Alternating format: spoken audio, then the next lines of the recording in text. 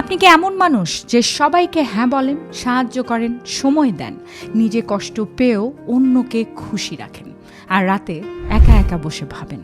তাহলে এই ভিডিওটি আপনার জন্য। আমরা ছোটবেলা থেকে শিখেছি না বলা খারাপ, না বললে মানুষ কষ্ট পাবে, না বললে সম্পর্ক নষ্ট হবে।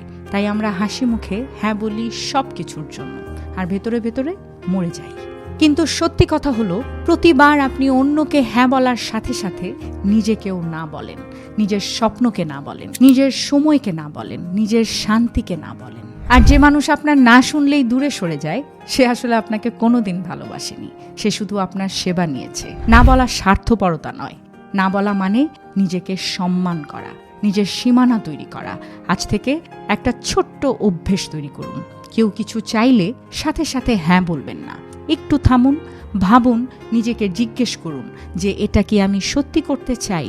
যদি উত্তর না হয়, তাহলে সাথে সাথে স্পষ্টভাবে, ভদ্রভাবে না বলুন। কারণ আপনি সবার জন্য সব কিছু হতে পারবেন না, কিন্তু নিজের জন্য সব সময় সব কিছু হতে পারবেন। আপনি কি কখনো না বলতে পারেন না? কমেন্টে লিখুন, আজ থেকে শিখব। এরকম আরও ভিডিও পেতে এক্ষুনি সাবস্ক্রাইব এবং ফলো করুন। আমি পিঙ্কি ছেত্রী। ভালোবাসুন, এগিয়ে যান।